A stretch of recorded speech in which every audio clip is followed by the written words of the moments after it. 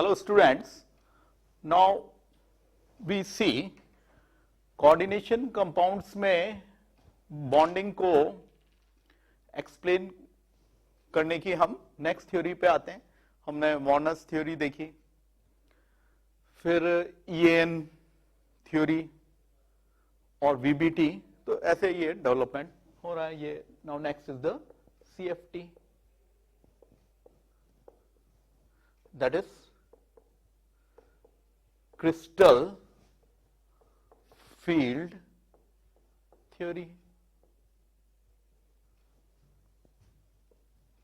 Okay, तो इस theory के जो जनरल पॉइंट्स हैं, मेन पॉइंट्स हैं, वो ऐसे कि ये लिगैंड और सीएमए के बीच में जो है वो इलेक्ट्रो स्टैटिक इंटरेक्शन, यानी ये कैसा मेरे यहां पे ये इंटरेक्शन मान रहा है, ये जो है वो आयनिक वाला इंटरेक्शन मांग रहा है, अज्यूम कर रहा है लिगैंड और सीएमए, सेंट्रल मेटल एटम और आयन के बीच में। और एनायंस को जैसे पॉइंट चार्ज और इस तरह के हैं NH3H2O वाले लिगैंड, एनायन लिगैंड को पॉइंट चार्ज और इनको डाइपोल, तो उस तरह से ऐसे ये जो है वो थ्योरी हमें बता रही है। क्योंकि एनायन में तो ठीक है इलेक्ट्रोस्टैटिक अपने को लग रहा है, लेकिन इसमें ये डाइपोल की तरह मानते हुए जो है वो इनको कंसीडर कर रहे हैं इलेक्ट्रोस्टैटिक इंटरेक्शन को। ये थ्योरी ये कह रही है कि जैसे डी सबशेल है, अब उसके 5 ऑर्बिटल्स हैं, तो फ्री गैसियस मेटल आयन में ये डिजेनरेट हैं। और अगर सपोज करिए कि स्फेरिकल सिमेट्रिक फील्ड है, तो ऑब्वियसली जो वो यहां पे थोड़ा एनर्जी लेवल में हाई हो गए, लेकिन डिजेनरेसी तो अभी भी मेंटेन है। लेकिन जैसे लिगैंड फील्ड बना रहे, मैं कोऑर्डिनेशन नंबर 4 और 6 की शुरू में डिटेल में चर्चा कर रहा हूं। जैसे ये लिगैंड टेट्राहेड्रल फील्ड बना रहे हैं, इसमें ऑक्टाहेड्रल फील्ड बना रहे हैं, तो इसमें जो है इन फील्ड्स में इन जो डिजेनरेट मेरे डी ऑर्बिटल्स हैं, इनमें स्प्लिटिंग हो जाएगी। तो एक बार फिर से की पॉइंट्स को ध्यान से सुनिए। ये थ्योरी कह रही है कि जैसे फ्री मेटल गैसियस आयन है, तो हम जानते हैं डी सबशेल में 5 ऑर्बिटल्स होते हैं और इक्वल एनर्जी के होते हैं, उन्हें हम डीजेनरेट जो है वो ऑर्बिटल्स बोलते हैं। हाँ, सिमेट्रिकल अगर स्फेरिकल फील्ड है, तो उस केस में ये एनर्जी इनकी राइज होगी, लेकिन डीजेनरेसी मेंटेन होगी। लेकिन बात हो रही है तीसरी फील्ड की, इनमें इनकी ये डीजेनरेसी नहीं रहेगी और स्प्लिटिंग होती है। इनमें इन दो कोऑर्डिनेशन नंबर, अगर टेट्राहेड्रल की बात कर रहा हूं और मैं ऑक्टाहेड्रल की बात कर रहा हूं, तो ये दो में इनमें स्प्लिटिंग होती है, जो हम आगे अभी डिटेल में देखते हैं। तो होता क्या है कि जो लिगैंड के अलोंग ओरिएंटेशन में डी ऑर्बिटल्स होते हैं, तो उनमें रिपल्शन होके उनकी एनर्जी बढ़ जाती है, और इस एवरेज के कंपैरेटिवली में कोई में जो है वो लेस रिपल्शन होता है, तो उनकी एनर्जी कम हो जाती है। ओवरऑल एनर्जी कंजर्व रहेगी यहां, अगर अपन जो है वो ऐसे स्प्लिट कर रहे हैं तो। और फिर आगे इलेक्ट्रॉन्स तो कम एनर्जी में जाना पसंद करेंगे, वही सब ये जो है वो कॉम्प्लेक्स की स्टेबिलिटी को ऐसे ही बताएगा हम।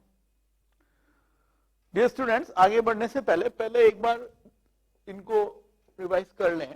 D sub shell L is equal to 2.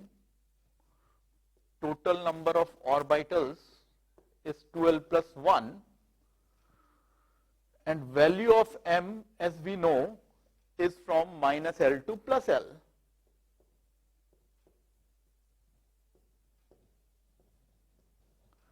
तो थोड़ा हम d ऑर्बिटल्स के शेप को यहां पे जो है वो एक बार डिस्कस कर रहे हैं. Then you see dxy dy z ऐसे अपन लिख सकते हैं. तो न्यूमेरिक नोटेशन है, अल्फाबेटिकल ओरिएंटेशन को शो करने वाला नोटेशन है. dzx, what about it. तो इनको हम कोई ऐसे इसमें हार्ड एंड फास्ट नहीं है, ऐसे लिख दिया. अब एक मजेदार चीज यहां पे है कि ये 3 का सेट जो कि प्लेनर हो गया, अभी अपन एक बार बना के भी इनको देख लेते हैं. तो जी ये तो मेरा क्या कहलाता है, T2G ऑर्बिटल्स का सेट. इस टर्मिनोलॉजी में जो ऑक्टाहेड्रल कॉम्प्लेक्स में क्रिस्टल फील्ड स्प्लिटिंग या टेट्राहेड्रल फील्ड में क्रिस्टल फील्ड स्प्लिटिंग, और ये वाले ये यहां पे कहलाते हैं EG, है ना, नोटेशन से इनके. कौन से, ये प्लेनर वाले, और इसमें पर्टिकुलर ये एक्सियल वाले जो है वो ऐसे. तो याद करने में आप ऐसे भी मेमोरी काम में लो, 3 T से 3, तो इसमें 3 वाले ये आ गए एक से प्लेनर वाई प्लेन में, ये वाई जेड प्लेन में, और इसमें जो है वो जेड एक्स प्लेन में. और ये तो फिर ठीक है एक्सियल वाले ही है ना. तो एक्सियल वाले ही जो है वो हो गए. तो एक्सियल वालों को एक ग्रुप बना लिया, ठीक है, जो अलोंग एक्सिस में इलेक्ट्रॉन डेंसिटी रहेगी, वेव फंक्शन रहेगा, और ये प्लेन में रहेगा. तो ऐसे बना लिया जो है वो एक्स वाई प्लेन में, वाई जेड प्लेन में, जेड एक्स प्लेन में. तो ये हमने इनको जो है वो क्लासिफिकेशन कर दिया, और इजी में ये एक्सियल वाले. Now let's move to drawing their shapes.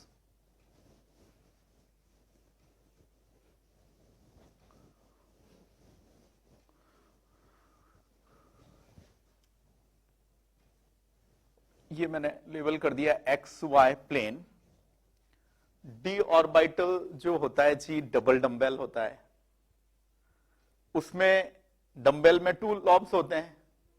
तो जी डबल डम्बेल में कितने लॉब्स हो जाएंगे, 4 लॉब्स हो जाएंगे.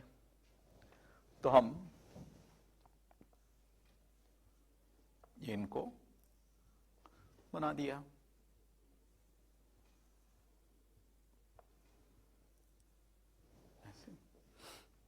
एक्स वाई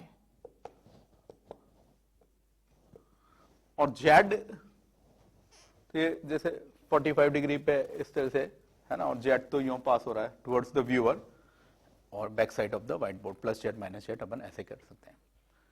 तो सिंबॉलिकली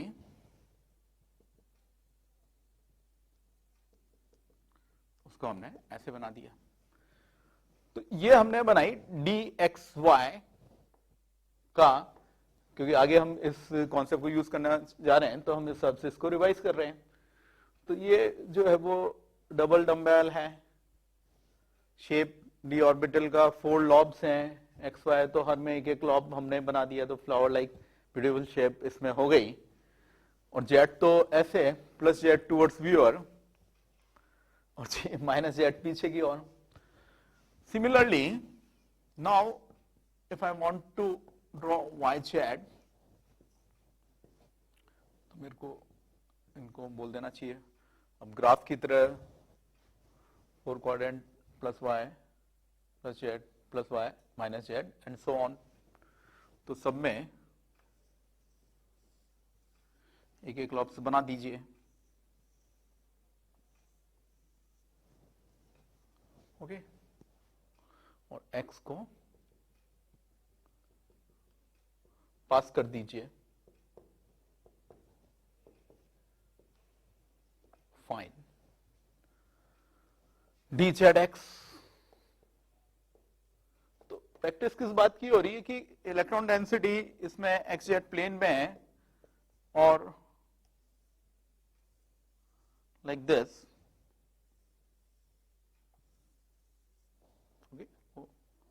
और y है ना, ऐसे अपन रफ डायग्राम बना रहे हैं एक बार,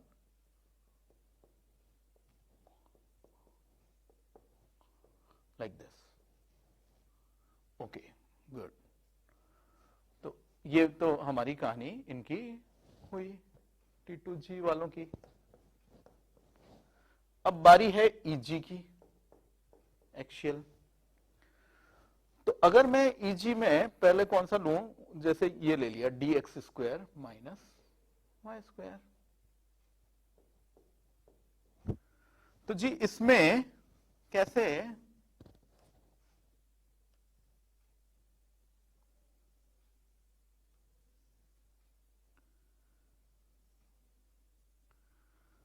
x y, ओके, और z तो भी बनाए ऐसे towards viewer at the back. तो ये भी कोई दिक्कत नहीं है होने को, डबल डम्बेल 4 लॉब्स दिए हैं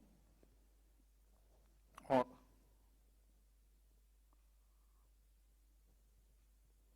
ZG पास किया इस तरह से, इज इट? तो ये हमने जो बनाया ये मेरा कौन सा वाला हो गया यहाँ पे, एक्सियल वाला, along x axis, along y axis, like this. एक क्या बच गया, dz², तो उसको भी एक बार जो है वो रिवाइज कर लीजिए। एक्सियल वाला है, वेव फंक्शन का ये है हमारा फिगर, इसका कैसा है, अब इसको z बोलिए, एक्स वाई कोई को भी बोल देंगे, लेकिन जेट पे ही है, 2 लॉब्स बनाने हैं। तो पॉइंट ये है कि बाकी तो अभी डबल डम्बेल है, लेकिन ये एक्सेप्शनल शेप हो गया। ये इसमें कैसा रहेगा, केवल डम्बेल, 2 ही लॉब्स, और एक्स वाई प्लेन में एक ring,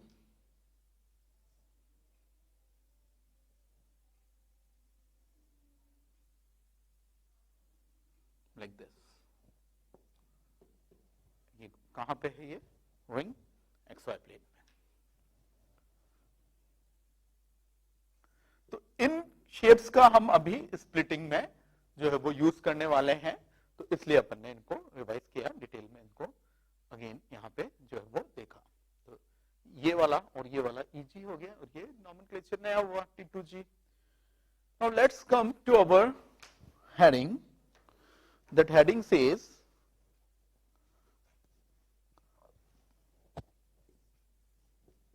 crystal field splitting in octahedral complex. यानी कोऑर्डिनेशन नंबर G6 की बात चल रही है। किसकी बात चल रही है, कोऑर्डिनेशन नंबर जो है वो 6 की, इस तरह से।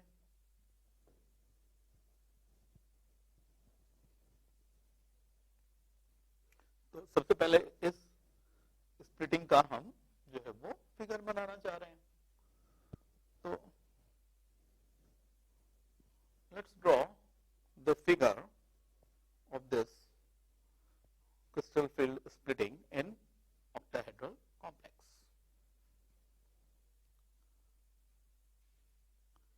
ये तो मेरे 5D ऑर्बिटल्स हो गए CMA के, जब वो फ्री आयन है या फ्री स्टेट में है, फ्री गैसियस आयन स्टेट में है, डिजेनरेसी है यहां। अब देखिए ये स्फेरिकली सिमेट्रिक फील्ड की सिचुएशन हो गई। दूसरी T2G और EG। अब यहां पे जो है ऑक्टाहेड्रल फील्ड लिगेंड बनाते हुए आ रहे हैं, तो उस केस में क्या होगा ये मेरे को देखना है। तो उस केस में like the figure will go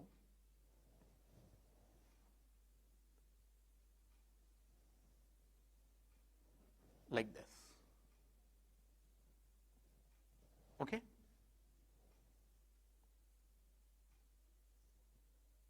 Like this।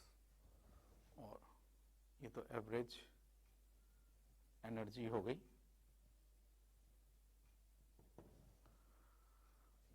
तो ये एवरेज एनर्जी, इसको हम यहां बैरी सेंटर भी बोलते हैं जी। इस पूरे को मैं डेल्टा ओ बोलूंगा, okay. In this figure delta o यहां पे है ना, और क्योंकि ऑक्टाहेड्रल में अपन कर रहे हैं तो जस्ट हियर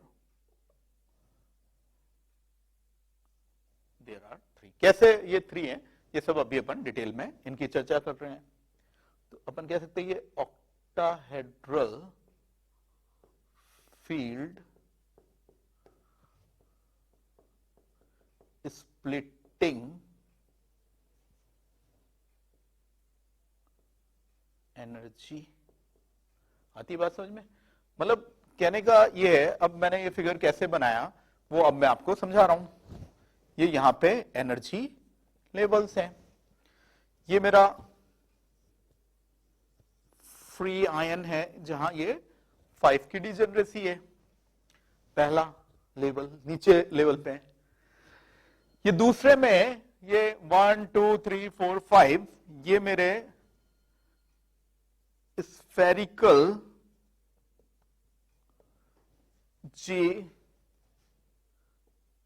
सिमेट्रिक फील्ड में है मेरा ये मेटल आयन। तो जैसे मैंने पहले बोला था कि उस केस में डिजेनरेसी तो रही, इक्वल एनर्जी लेवल पे तो रहे, ये एनर्जी लेवल है, ये सेम एनर्जी पे है, लेकिन थोड़ा फ्री आयन के कंपैरेटिवली इसमें जो है वो थोड़ा रिपल्शन है, तो ये एनर्जी बड़ी है। अब यहां पे ये दो सेट को अपन नॉमेनक्लेचर करें तो इसको मैं बोलूंगा T2G 3 वाले को, इन दो सेट वालों को मैं क्या बोलूंगा EG। अब T2G में जी आपने कौन कौन से लिए थे, dxy dyz और dzx, isn't? Yes। और इसके अंदर आपने क्या क्या लिया था, अभी फिगर बनाए थे एक्सियल वाले।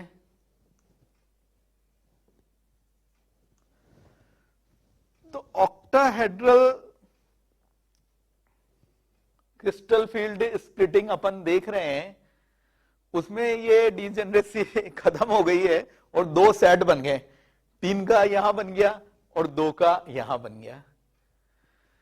अच्छा, अब क्वेश्चन ये होता है कि ये 2 के सेट में कैसे स्प्लिट हो गए, उसका रीजन क्या रहा।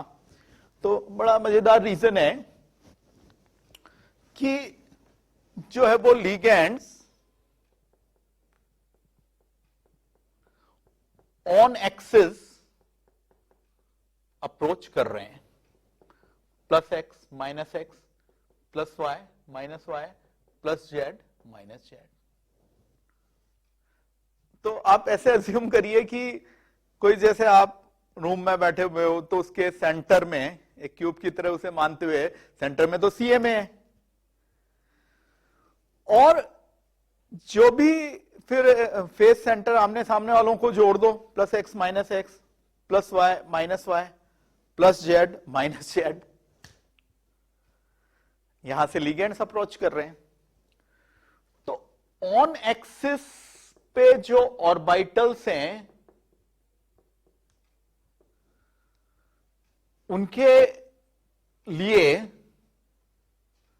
जो अपना सीएमए है उसके डी ऑर्बिटल में इलेक्ट्रॉन है और लिगेंड्स भी ऑन एक्सिस इसमें ऐसे आ रहे हैं, तो वहां पे रिपल्शन ज्यादा होगा और वो रिपल्शन ज्यादा मेरा, तो उसका मतलब क्या होगा कि एनर्जी जो है ज्यादा, स्टेबिलिटी जो है वो कम, एनर्जी जो है ज्यादा और स्टेबिलिटी जो है वो कम। ठीक है, तो ऑन एक्सिस ऑर्बिटल्स कौन से वाले हैं? ईजी वाले हैं, D X square minus Y square, और जी कौन सा वाला है? D Z square.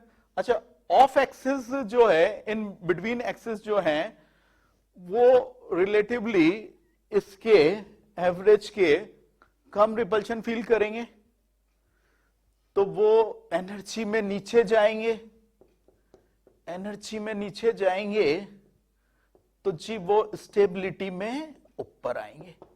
एक बार फिर से की पॉइंट्स को सुनिए कि हमने इसी तरह क्यों स्प्लिटिंग करी, क्यों नहीं उसको ऊपर करते, इसको नीचे करते? नहीं, आपको ऐसे सोचना पड़ेगा कि जैसे कोई भी आप लेक्चर हॉल में बैठे हो, रूम में बैठे हो, तो उसके जस्ट सेंटर में तो आपका सीएमए है, सेंट्रल मेटल एटम और आयन। अब आप आमने सामने के फेस सेंटर को जोड़ के 3 एक्सिस बनाइए, है ना, plus X minus X, plus Y minus Y, और प्लस जेड माइनस जेड। तो ये 6 कोऑर्डिनेशन नंबर की बात चल रही है। लिगेंड्स यहां अप्रोच कर रहे हैं तो यहां इनमें ये ऑर्बिटल मिलेंगे, तो जो अपना सीएमए है उसके डी ऑर्बिटल्स के इलेक्ट्रॉन लिगेंड्स के इलेक्ट्रॉन्स में जो है वो दोनों ऑन एक्सिस हो गए, रिपल्शन हो गया, तो ये एनर्जी में ऊपर चल गया, एवरेज मेरी एनर्जी वाले लेवल से, इस वेरी सेंटर से। और इसके एनर्जी तो कंजर्व रहेगी सही, तो इसके रेस्पेक्ट में जी जो T2G वाले हैं इसके रेस्पेक्ट में कम रिपल्शन रहा, तो उनकी एनर्जी कम, स्टेबिलिटी ज्यादा। अब मैं आपको समझाता हूं ओवरऑल एनर्जी कैसे कंजर्व रही। देखो, जो डीस्टेबलाइज हुए हैं वो कितना अमाउंट ले गए डेल्टा ओ का, जरा सोचो, जो है वो 3/5, और यू कैन से 0.6 डेल्टा ओ, है ना, 2 यहां पे ऊपर गए, तो ये तो मेरा क्या हो गया, 2 इंटू 3/5 डेल्टा ओ। अब मैं नीचे की बात कर रहा हूं, तो नीचे एनर्जी गया, एनर्जी कम हुआ, रिलीज हुआ। अब ये कितने से गए हैं? 2/5 डेल्टा ओ, और आई can say -0.4 delta O. Are you able to understand? तो ऐसे उल्टा काम करना है। टोटल डेल्टा ओ है, टोटल 5 है, तो ये इधर वाला ये 3/5 डेल्टा ओ, ऊपर वाले 2 है, तो यहां 2/5 डेल्टा ओ। उसका रीजन है ओवरऑल एनर्जी कंजर्व है। अब मैं अगर ये 3 को, है ना, नीचे गए तो मेरे को यहां क्या लगाना चाहिए? Minus sign, -2/5 delta O. Dear students, you see, this is giving you no net change. एक बार फिर से सुन लीजिए कि टोटल 5d ऑर्बिटल्स हैं, 2 डीस्टेबलाइज हुए हैं, एनर्जी लेवल में यहां पे ऊपर गए हैं, और कितने से? आउट ऑफ 5 3/5 से, तो 2 3/5, ये 6/5 पॉजिटिव हो गया, हायर हो गया। तो ये जो है 3 गए हैं 2/5 से, है ना, ऊपर वाला नंबर से ऐसे, तो 3 इंटू -2/5 डेल्टा ओ। तो यहां पे ओवरऑल एनर्जी मेरी जो है वो कंजर्व हो गई। इसको 2/5 को मैं -0.4 बोल सकता हूं, और जी 3/5 को मैं 0.6 बोल सकता हूं। इस तरह से मैं इनको जो है वो बोल सकता हूं यहां पे। ओके, नाउ अगर आप इसमें इलेक्ट्रॉन भरना पसंद करेंगे तो कहां पे भरना पसंद करेंगे? ऑब्वियसली नीचे की ओर, क्योंकि नीचे इलेक्ट्रॉन भरने से क्या है, एनर्जी कम है, और एनर्जी कम है तो स्टेबिलिटी ज्यादा होगी। तो ये धीरे धीरे अपने जो है वो स्टेबिलिटी को सीएफटी एक्सप्लेन कर रही है कि कैसे इलेक्ट्रॉन भरना है, किन केसेस में किस किस तरह से इलेक्ट्रॉन भरे जाएंगे। और कोई भी अगर इलेक्ट्रॉन रहना पसंद करेगा तो ऑब्वियसली लेस एनर्जी लेवल में ही वो रहना पसंद करेगा, क्योंकि वहां पे उसकी जो स्टेबिलिटी होगी वो ज्यादा होगी। ओके, ये जो ईजी वाले हैं वो ऑन एक्सिस ही थे तो वहां रिपल्शन हो गया, और जो ऑफ एक्सिस वाले हैं वो कंपैरेटिवली स्टेबलाइज हुए हैं, वो तो इन बिटवीन से आ रहे हैं, है ना, इस तरह से। अब दो केस यहां हो जाते हैं, धीरे धीरे हम फिर इसमें स्टेबिलिटी वैल्यू भी हम निकाल के देखेंगे कि जो है वो स्टेबिलिटी कैसे आई नॉर्मल केस के कंपैरेटिवली, वहां जो है वो उसके कंपैरेटिवली इसमें कैसे आई। तो दो केस हो सकते हैं। ये वाला case P is for pairing energy जी तब होता है जब हमारे SFL हो, स्ट्रॉन्ग फील्ड लिगेंड। हाल फिलहाल पूरा बाद में स्पेक्ट्रोकेमिकल सीरीज भी अपन देखेंगे, लेकिन ये हमारा टेक्निक बड़ा अच्छे से बैठता है जो हमने प्रीवियस टर्म्स पे बनाया कि ये donor atoms strong field ligands होते हैं, जैसे कार्बन मोनोऑक्साइड NH3, और ये डोनर एटम्स हों जैसे H2O या क्लोराइड फ्लोराइड, तो ये आपका GWFL जो है वो होते हैं वीक फील्ड लिगेंड होते हैं। तो SFL में क्या होता है कि ये बहुत ज्यादा स्प्लिट कर देते हैं, है ना, बहुत ज्यादा ये डेल्टा ओ करेंगे। अब बहुत ज्यादा डेल्टा ओ करेंगे, ये 3 और ये 2, तो इतने बड़े एनर्जी बैरियर को इलेक्ट्रॉन चढ़ नहीं पाएगा, तो वो यहीं रह जाएगा, और यही रह जाएगा, नीचे रह जाएगा, लेस एनर्जी में रह जाएगा, तो मोर स्टेबिलिटी में रह जाएगा। तो स्टेबिलिटी ही तो हम चाह रहे हैं। एनर्जी बैरियर इतना बड़ा जंप होने वाला नहीं है, तो प्रेफरेंस कहां होगी, यहीं होगी। 1 2 3 ऐसे बढ़ते जाएंगे, 10 बढ़ने, और 4 5 6, तो यहां हम कम एनर्जी में रहे, तो वो अच्छी खासी नेगेटिव में एक और टर्म यहां हम यूज करेंगे, CFSE, crystal field stabilization energy, उसको कंसेप्चुलाइज करेंगे, समझेंगे, तो वो आएगी, है ना। अच्छा, सिचुएशन क्या हो सकती है एक और,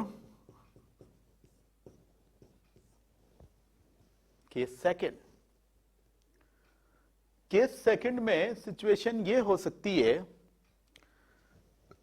कि इतने दमदार नहीं है, WFL है, वीक फील्ड लिगेंड, तो इतना बड़ा स्प्लिटिंग इनमें हुआ नहीं।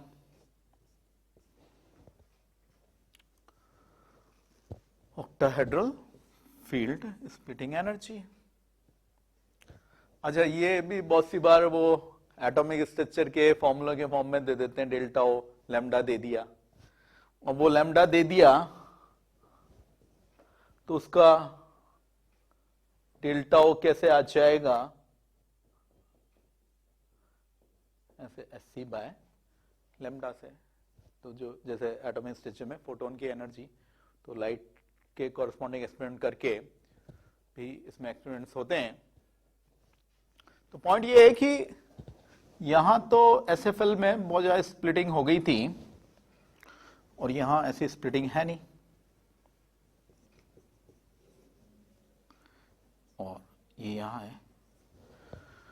तो अब तो नीचे ही क्यों कोई रहना पसंद करेगा, वहां तो ज्यादा एनर्जी बेरियर, ज्यादा पेयरिंग एनर्जी चाहिए।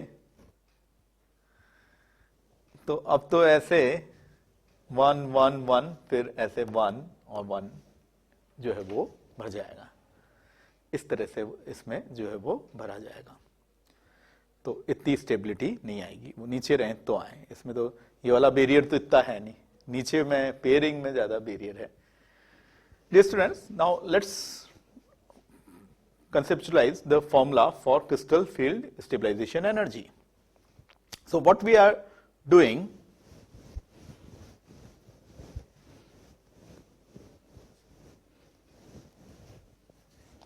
here CFSE, that is known as crystal field stabilization energy, और इस केस में इसका फॉर्मूला है CFSE का क्या है जी, देखिए समझिए, हमारे पास 0.6 डेल्टा ओ N-T2G पॉजिटिव है क्या, बिल्कुल पॉजिटिव है, कोई दिक्कत नहीं है, प्लस माइनस 0.4 डेल्टा ओ, है ना, विद साइन ले रहे हैं, और NEG, ठीक है, plus NP।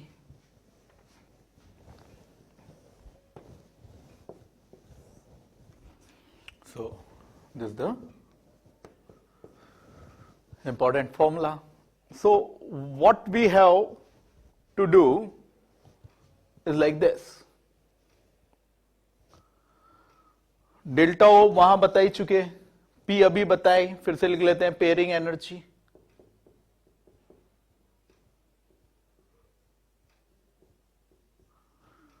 Okay.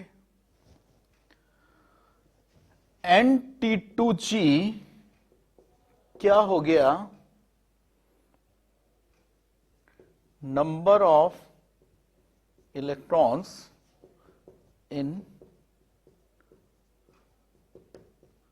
T2G orbitals, NEG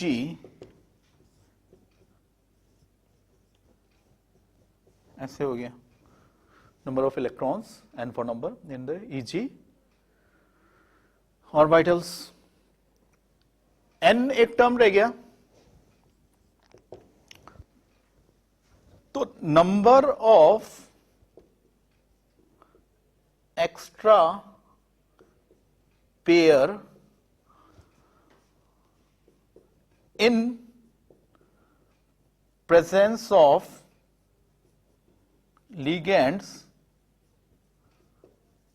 in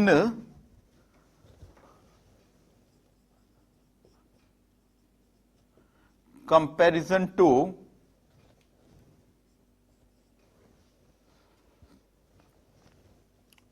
degenerate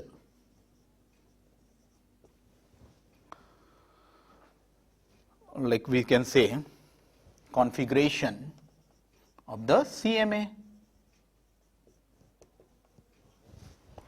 Like this we have to do. तो फॉर्मूले को ऐसे आपको याद करने की जरूरत नहीं है, अगर आपको कॉन्सेप्ट समझ में आता है तो हाथों हाथ आप डिजाइन कर सकते हो कि भाई इधर कितनों ने डीस्टेबलाइज किया जाके, है ना, average energy centre barycentre से, नाम है बेरी सेंटर यहां, ऑक्टाहेड्रल क्रिस्टल फील्ड स्प्लिटिंग में, तो वो अपन ने नंबर से कर दिया, ऊपर जितने इलेक्ट्रॉन भरेंगे उनसे कर देंगे, नीचे जितने भरे वो तो इन्होंने डीस्टेबलाइज किया तो इन्होंने स्टेबलाइज किया, तो यहां पे उसके नंबर से किया, और ये तो एनर्जी विद साइन लेना है इस तरह से। Very good. और ये जो टर्म है एनपी, ये आगे और डिटेल में अभी अपन एग्जांपल्स में समझेंगे। Okay, number of extra pairs है ना, एक in comparison to degenerate configuration like this. Okay, so now let's solve few examples for the CFSE calculation.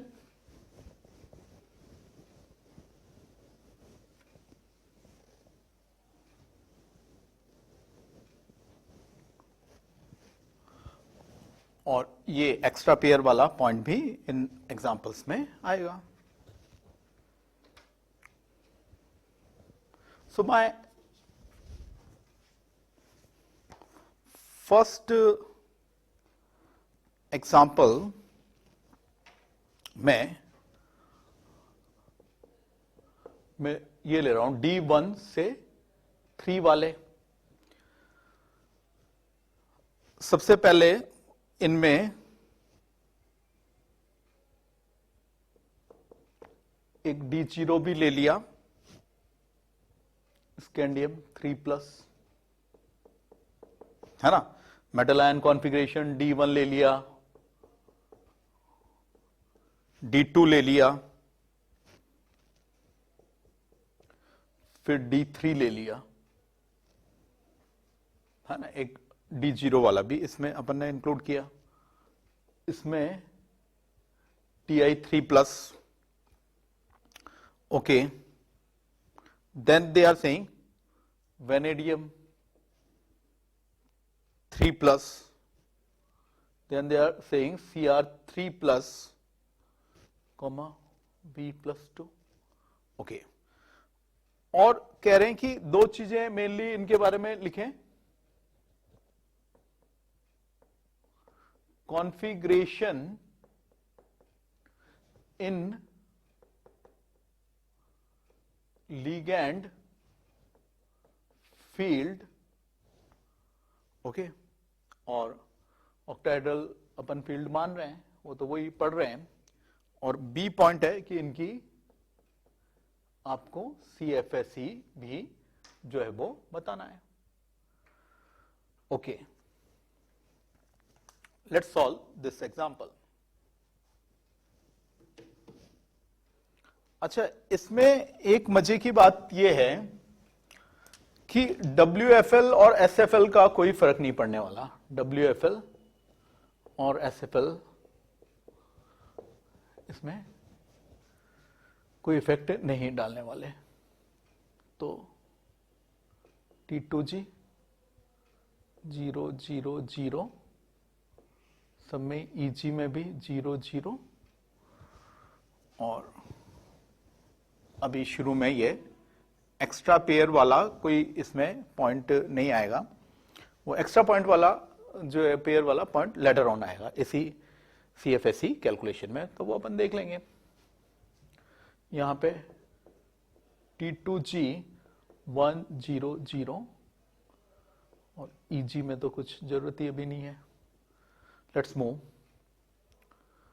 कितना है? D2 है, 2 इलेक्ट्रॉन्स हैं, 1 1 0, कितना है? 3। T2G 1 1 1, मतलब ये कह रहे हैं कि एक dxy में, एक dyz में, एक dzx में, और ये कह रहे हैं कि जो इसमें आपका एक्शियल वालों में, उसमें तो कुछ भी नहीं हुआ। अब ये तो 21 है, तो ऐसे हो ही गया। ये जो है वो 22, 3d2, 4s2, 3 चले गए, है ना। तो पहले इलेक्ट्रॉन जो निकालना है वो तो n की मैक्सिमम वैल्यू से ही निकालना है। ये क्या होता है? 23, तो d3, 3d3, 4s2,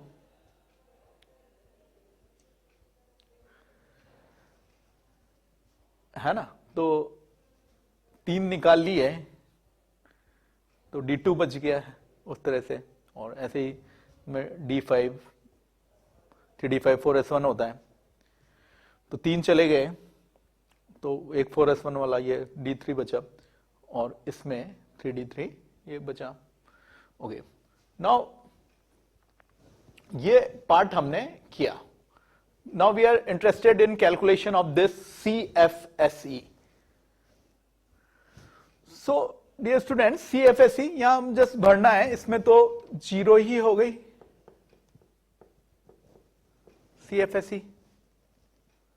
इस पे आते हैं, नेक्स्ट में 1 यहां गया,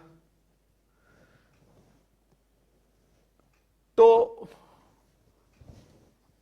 इसमें जो वैल्यू आई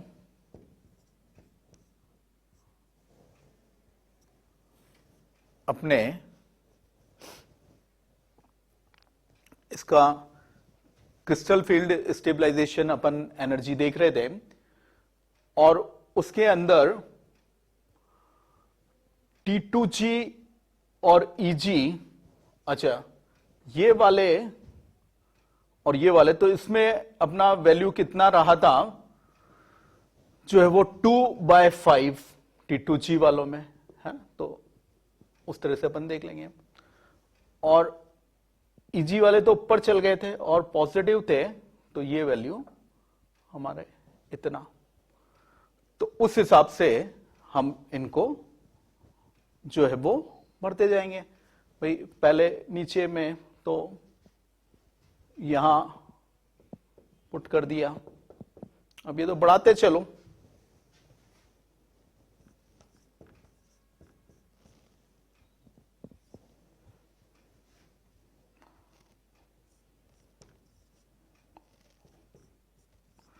और ऐसे हमने इनको बढ़ा दिया। So what we are getting is this -0.4 -0.8, इतना स्टेबलाइजेशन, माइनस तो ये ठीक है बन क्यों रहा है, फिर वो कुछ स्टेबलाइजेशन के लिए ये जो है वो यहां पे 0 है, तो इस तरह से। अच्छा, ये जो फॉर्मूला है वो भी आपको रटना नहीं है ना, जैसे अगर कोई उसमें मिस्टेक भी होगी तो आप जब इसको समझ आपने रखा होगा तो आपको अपने आप पता चलेगा कि भाई फिनोमिनन हो रहा है, स्टेबलाइजेशन हो रहा है, तो ये वाला -0.4 डेल्टा T2G, और ये फाइनली अपना 0.6 ये प्लस वाला, ये तो डी स्टेबलाइज होते हैं ना एक्सियल वाले, और ये तो मेरे जो है वो स्टेबलाइज होते हैं, ये तो मेरे जो है वो स्टेबलाइज होते हैं, तो इस तरह से मेरे को यहां पे इसको देखा मैंने। Now let's move to the next example. What the next example says,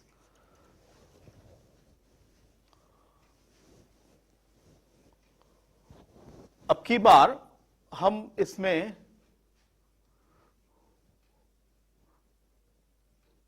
जो ले रहे हैं वो ले रहे हैं D8 से 10 वाले।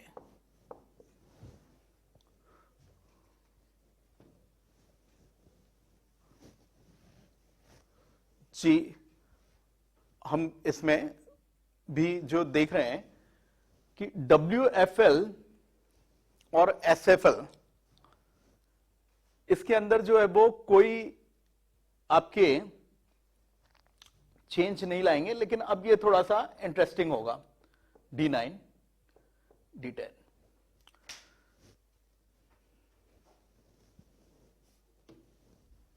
इनके कॉरस्पॉन्डिंग मेटल आयन देख लीजिए, लाइक Ni+2 निकल होता ही है, आर्गन 3D8 4s2। D9 का एग्जांपल लीजिए, Cu+2 29, तो होता ही है आर्गन 3D10 4s1, तो 2 गए तो ये बचा। इस पे एग्जांपल पे आते हैं, then what it says is Zn+2। तो ये मेरा होता ही है आर्गन 310 4s2 और ऐसे हो गया, है ना। अब इसको इस फॉर्मूले में अपने को जो है वो यहां पे भरने इसके अकॉर्डिंग, और फाइनली जो है वो इसमें CFSE की कैलकुलेशन करनी है।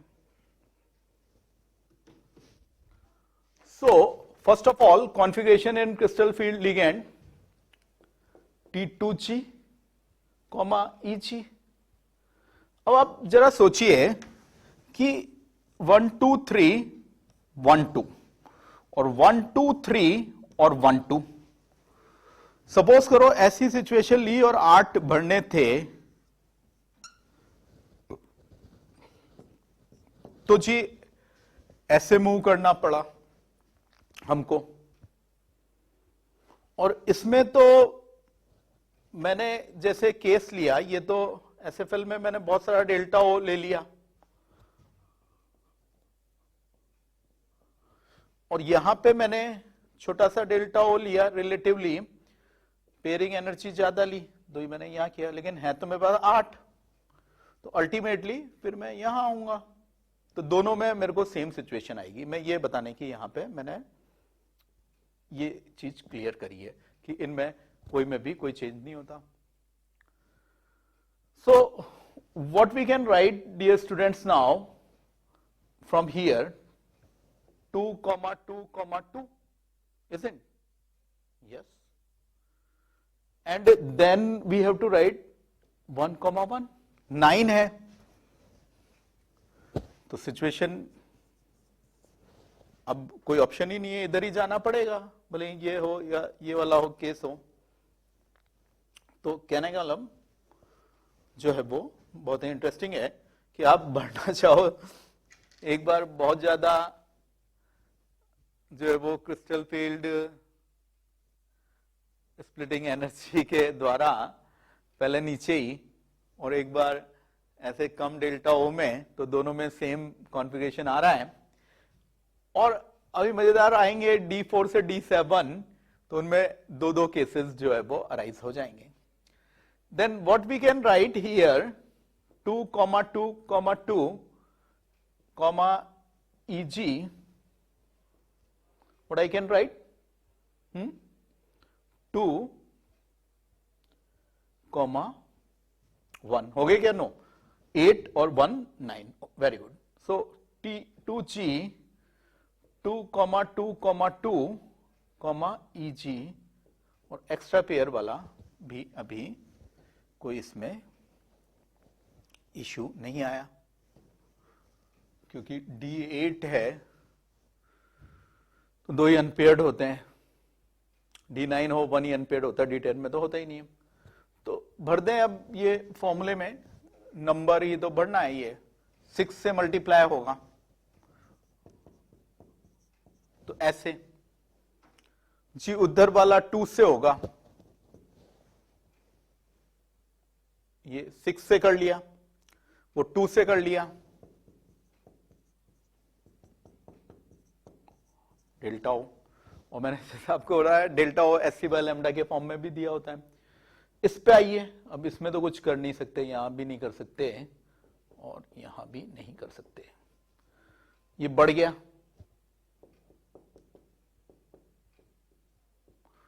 तो जी कितना बचा? 10, और इसमें तो मजेदार ऑलरेडी D10, तो यहां पे ये हमारे वैल्यू 0 आ गई। Now let's move to the next example. अब हम केस जो ले रहे हैं वो एक एक करके लेंगे, D4 से लेके D7 वाले, जिनमें WFL में अलग आ रहा है, SFL में अलग आएगा, और आप देखेंगे स्ट्रॉन्ग फील्ड वाले जो है वो ज्यादा डेल्टा ओ करते हैं, और उनसे फिर जो CFSE आती है वो वैल्यू जो है वो ज्यादा एनर्जी रिलीज हो जाती है, तो ज्यादा इमिटेड मतलब stability more. You see what you got, -1.2, -0.6 delta o, और इसमें जो है वो 0। Now we are starting with D4.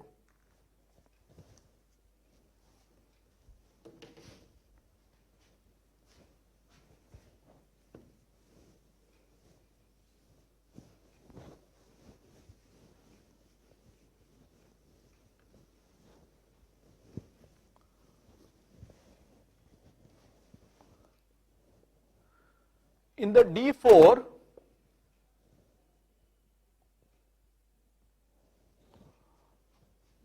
I am taking CR plus 2, 24, and considering the two cases, case first, when it is WFL. तो कहने का मतलब ये है कि ज्यादा स्प्लिटिंग नहीं है, तो मजे से हमें ऊपर भी जाने की इजाजत है। Okay, so keep moving. तो लिगैंड की प्रेजेंस में कॉन्फ़िगरेशन क्या हो गया? That is T2G 1,1,1, EG 10. Okay, and finally CFSE ये -1.2 डेल्टा प्लस 0.6 डेल्टा, कोई एक्स्ट्रा पेयर यहां नहीं है, अभी उसका कॉन्सेप्ट आएगा। And what crystal field stabilization energy negative में होना तो अच्छी बात है, मतलब एनर्जी कम हो रही है, स्टेबिलिटी बढ़ रही है। This is giving me this T2G, यहां देखिए -1.2 डेल्टा और यहां 1 से करिए तो ऐसे जो है वो हो गया, नेट आ गया। Now I discuss the case 2, which says it is the SFL and delta O is greater than P.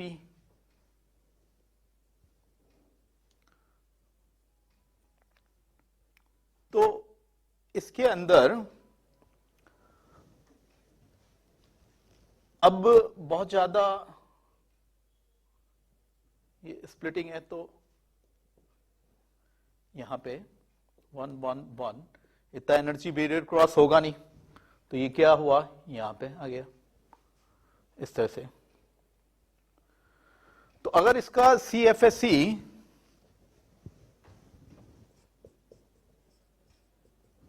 हम निकालेंगे, कोई मल्टीप्लाई करना है तो -1.6, ओके, डेल्टा ओ एक्स्ट्रा पेयर 1 है,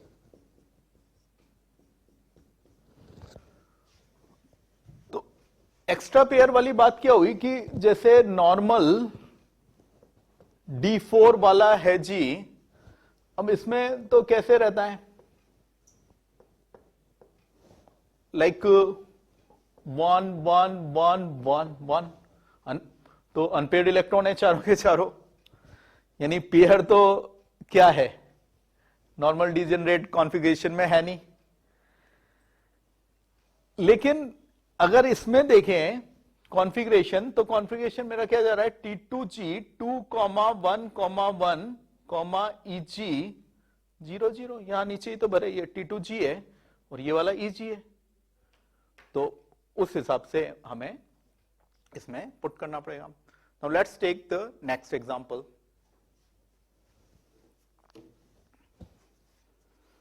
तो एक बार अच्छे से ये कैलकुलेशन से आगे कॉम्प्लेक्सेस में प्रिडिक्ट करने में उनका शेप वगैरह, और अगर उसको हाइब्रेशन से भी कनेक्ट किया हो तो वो सब करने में इससे हमको जो है वो हेल्प यहां मिलता है। और पहली बार हमारे जो है वो एक्स्ट्रा पेयर वाला स्टेप यहां आया है। तो इसको आप फिर से एक बार की पॉइंट इसका सुन लीजिए। नॉर्मल डिजेनरेट कॉन्फ़िगरेशन है, इसमें D4 में तो कोई पेयर होता नहीं है, लेकिन यहां तो जो है वो ये एनर्जी बैरियर बहुत ज्यादा है, स्ट्रॉन्ग फील्ड लिगेंड है, तो इसके अंदर क्या हुआ जी, यहां जो है वो पेयरिंग हो गई। तो एक्स्ट्रा पेयर मेरे पास इसके कंपेरेटिवली में इसमें काउंट करो कितना आ रहा है, तो 1 आ रहा है क्योंकि यहां ये 1 पेयर है। Okay, very good. So let's move to the next example that is related with D5.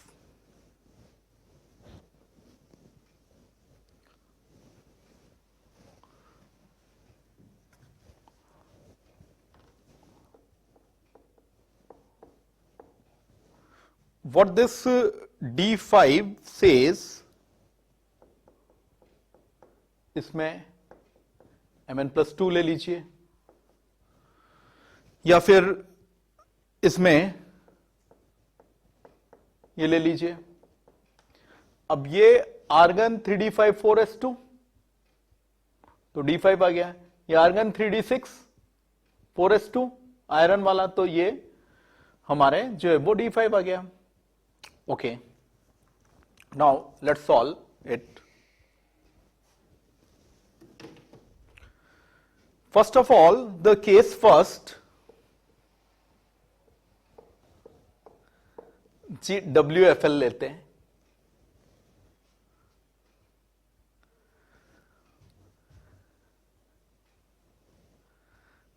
तो WFL में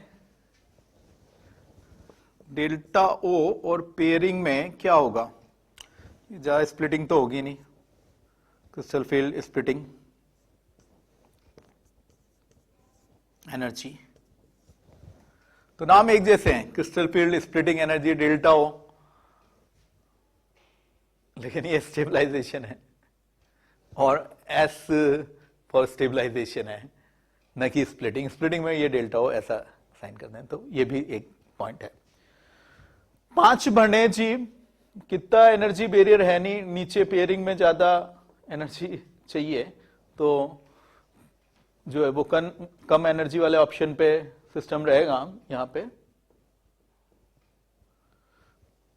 जो है वो कम एनर्जी बैरियर वाली स्टेट में ये रहेगा।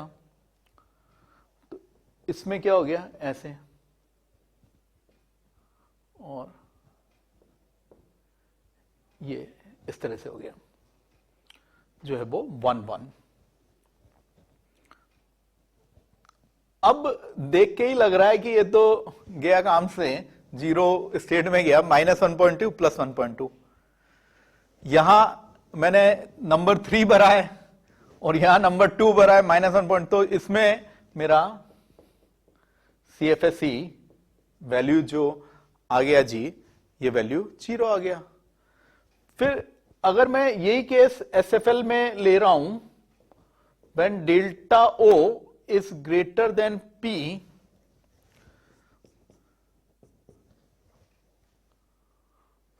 तो ऊपर जा नहीं पाएंगे। और आप देखो ये SFL वाले फिर स्टेबिलिटी ला रहे हैं, क्योंकि वहां 5 से आप मल्टीप्लाई करोगे 0.4 को, तो -2 डेल्टा O। अच्छा, एक्स्ट्रा पेयर वाला अब पॉइंट यहां चलेगा जी, कैसे, इसके अंदर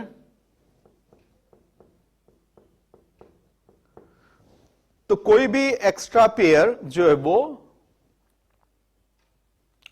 पेयर ही नहीं है इसके अंदर, यूं कहना चाहिए। और इसके अंदर 2 पेयर हैं, तो यहां पे मेरे को जो है वो इसके अंदर +2p लेना पड़ेगा। So what we are getting finally is this, और इसके अंदर जो है वो 0 वैल्यू आ रही है।